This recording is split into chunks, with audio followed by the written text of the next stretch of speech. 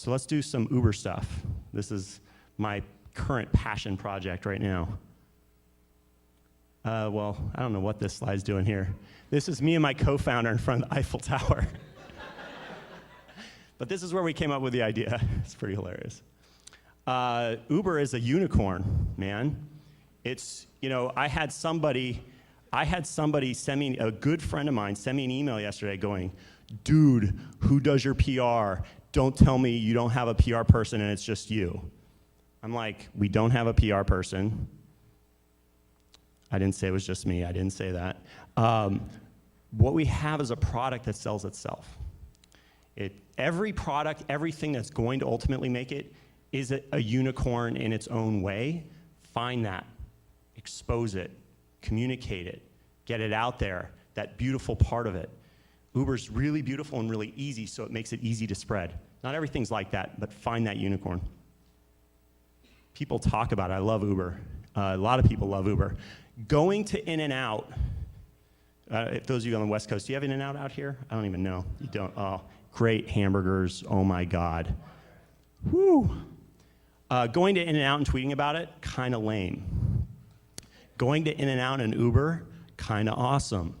So, people tweet all kinds of crazy stuff, and we have a lot of fun with it. It's just a community of people who we're giving them something they didn't have before, which is the ability to get around in urban environments. They're giving back, right? So when you put love into a product, you put love into communication to your community and your consumers, they bring it back. We don't have millions of riders. We're in tens of thousands. They pay us for real, but the amount of Twitter activity we get when there's no hooks even in the app is amazing, given the number of people that are actually on it. Big disruption, right? I don't know if you guys can read that. So we got a cease and desist in San Francisco from the city of San Francisco, as well as the state of California, basically saying shut down. For a lot of legal reasons, I can't get into what I really think is going on there, but let's just say there's a conversation about whether Uber is Expedia or Orbitz, whether we're Orbitz or whether we're American Airlines, right? What's interesting is in the state of California, the cities regulate taxis and the state regulates limos. The state regulatory body, which is called the Public Utilities Commission, which regulates your energy and your water, also regulates your limos. Anyways, for every ride that we do, we are under the potential penalty of an additional 90 days in jail. All right, got a lot of traction.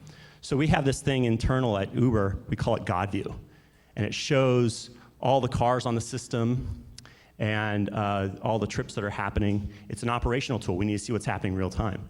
These were the early days. Here's what it looks like now. All right, totally awesome. Love this stuff. This is like a video game late on Friday or Saturday night when you're not working and not going out. I forgot to say. All right, yeah, I don't go out very much. All right, here we go. Yeah, you can't see the y-axis, I know. But wow, we're having a good time. Double rainbow metrics. Here's something interesting. So not only, okay, revenues are going up, that's great. We have, on a per user basis, more rides per user per month. It's going up. This goes through December, but now it's like already in the 3s, right? At the same time, I sort of I did a cohort analysis. I said, okay, my first, this user's first day on the system, and then let's look at how much money we made on their second day in the system, and their third day in the system, and the fourth day in the system. We did that for every user and said, every user, we lined it up on their first day. How much do we make on average in their first day? How much do we make on average in their second day? Et cetera, et cetera. And what you find is that it's going generally up. And so we can't determine lifetime value of a customer because the amount of money we're making per day per user is actually going up as they get older and older in customers, even when you include churn. So you may have only taken a ride in the first day, but you're still included in the denominator in the 180th day. What this means It means that urban cities, I guess that's redundant, cities have very difficult transportation issues. That the way cities are being constructed and laid out, urban environment of today is a situation in which people do not have enough transportation alternatives to get around. And that is what we're tapping into. So Uber fun. Because you don't want to just be efficient. We're efficient, man. We're gnarly efficient, but we're also fun. So we did this thing at South by Southwest. I'm not sure if any of you guys were there, but we basically said, normally, oh, I didn't even describe what Uber is. I can't believe it. Holy shit. Okay, I'm gonna just, I know what it is. All right, so I can't believe I started this without saying it though. So Uber is an on-demand, what did you say? No. Is an on-demand black car service, on-demand town car service. What we like to say is everyone's private driver, right? Whip out your iPhone, push a button, and in 5 minutes a car appears, right? And you're like, how did that happen? I'm living in the future, what's going on? And you can see on your iPhone, you can see the car coming to you. Now, of course, you can do this on Android too. Or if you are a BlackBerry user and you haven't switched yet, you can text us your address or location, just cross streets, and the same thing will happen. But on the BlackBerry, you can't see the car coming to you. How much time do I have, Frank? Are we good? All right, keep going. All right, so anyways, now that we know what Uber is, that's great. I can't believe I did that. Okay, so we did this thing in South by Southwest. We have hundreds of cars on the system in San Francisco, right? But we did this thing at South by Southwest. We're not in Austin right now, but we wanted to do something fun. Everybody does something fun at South by. And so we got all the pedicabs on our system. We had 105 pedicabs on our system and put really cool branding. Look at this, right? Again, we think of transportation as local. That affects how we do our marketing, right? I Uber Texas, right? So if you're a local, if you're a Texan, that's kind of fun, right? So make it fun and interesting to the people that are there. Of course, a lot of people descend upon it, but it was authentic. And it was their pedicabs, and we put the branding on there, but all of these cars were, or these cabs, whatever you want to call them, were on the system, and you could push a button, and in 5 minutes, a pedicab would arrive. And it was a lot of fun. People had a lot of fun with that. They were tweeting like crazy about their Uber petties. Another cool thing we did, Valentine's Day, we basically, again, no taxi has ever done this, ever, okay?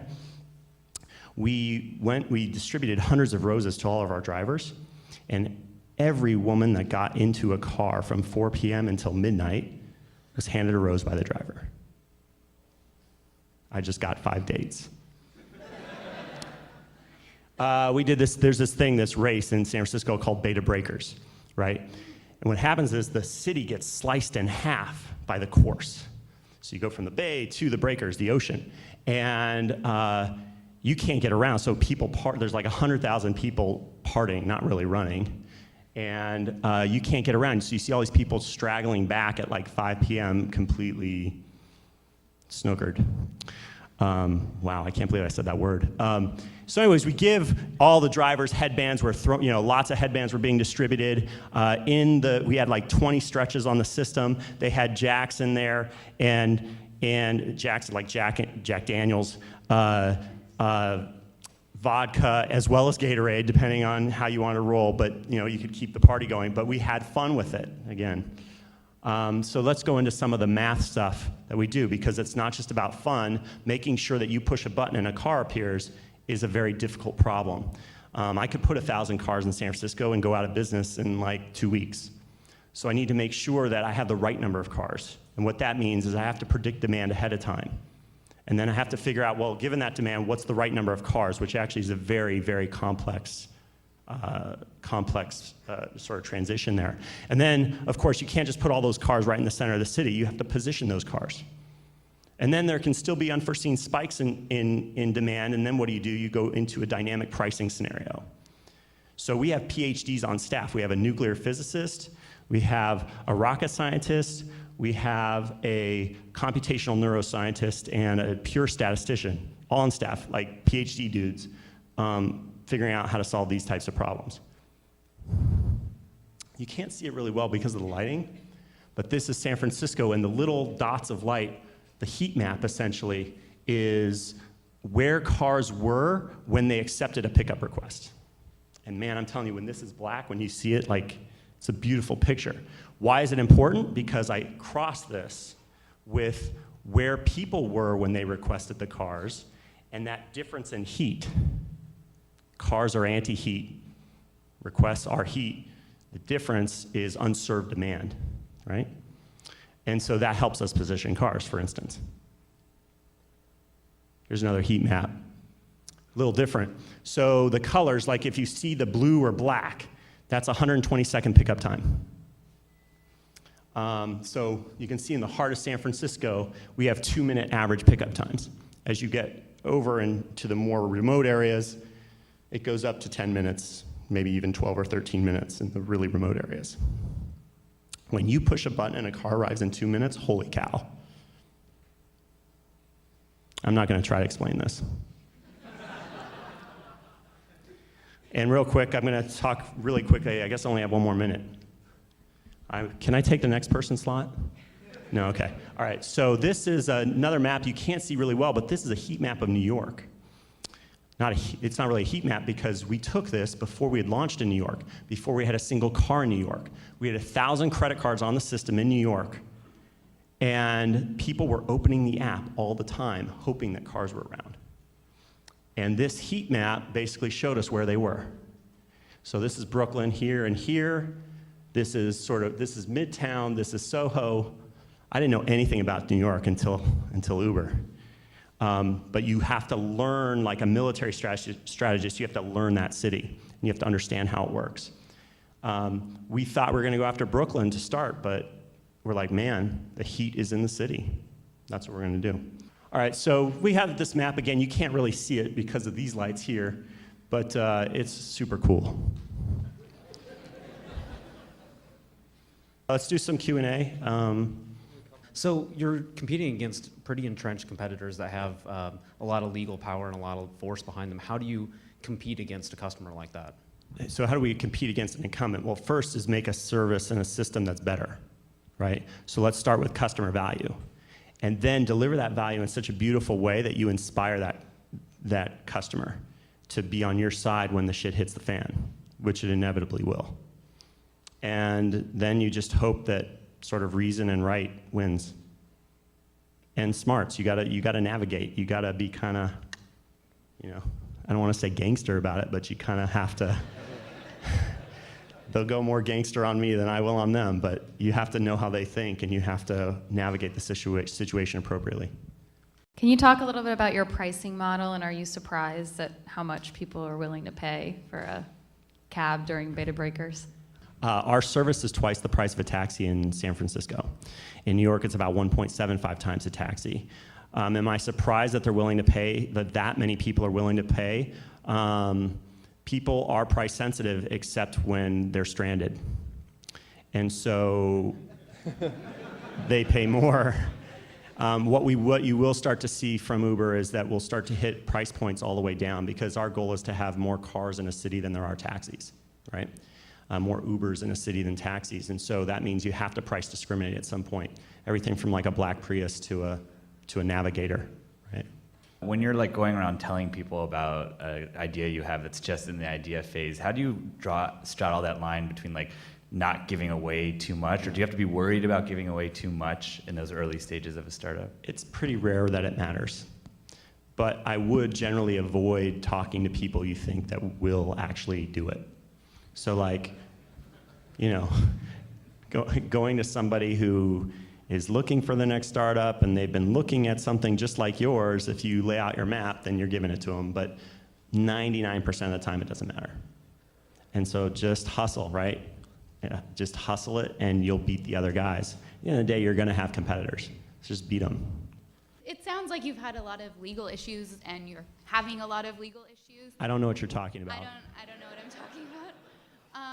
I was wondering, like, at what point do you not give up, but when does it seem so daunting that the government of San Francisco has their eye on you? Yeah. What makes you keep going? The question, well, look, if you're wrong, then at some point it's going to stop, right? The question is, are you going in, and I hate to use this wrong and right thing, but if you're going in obeying the law, but people are pissed off still, then that's a different situation. And then you can sort of go to that Braveheart slide I had before, or that like Hulk slide that I had before, and then it's about your principles. And it's about, there is an expedience piece of this, but principles do matter. And that's how you change the world, is by holding those principles over sometimes corrupt systems. Just a quick question. When are you guys launching in DC? DC is one of our summer cities. So this summer.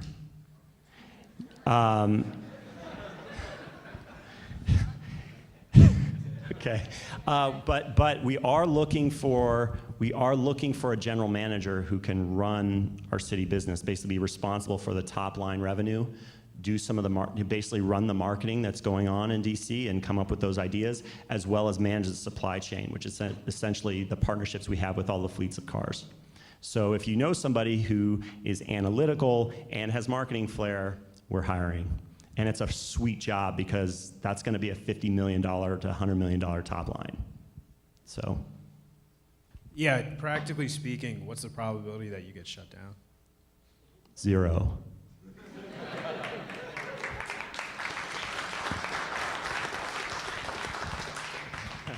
That was a softball, man. I was like.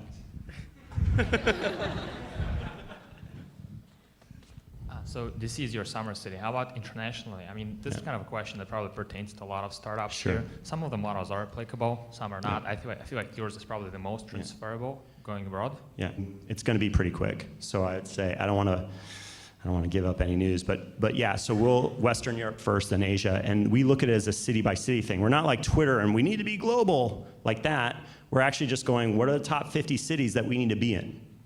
And we go after them one at a time. And if we have the resources and the manpower, the people to be there, then we will do it. I mean, Moscow's going to be interesting, man. I think I got legal problems here. Holy shit. But I'm down. Like, there's a huge market in Moscow. I've seen the numbers.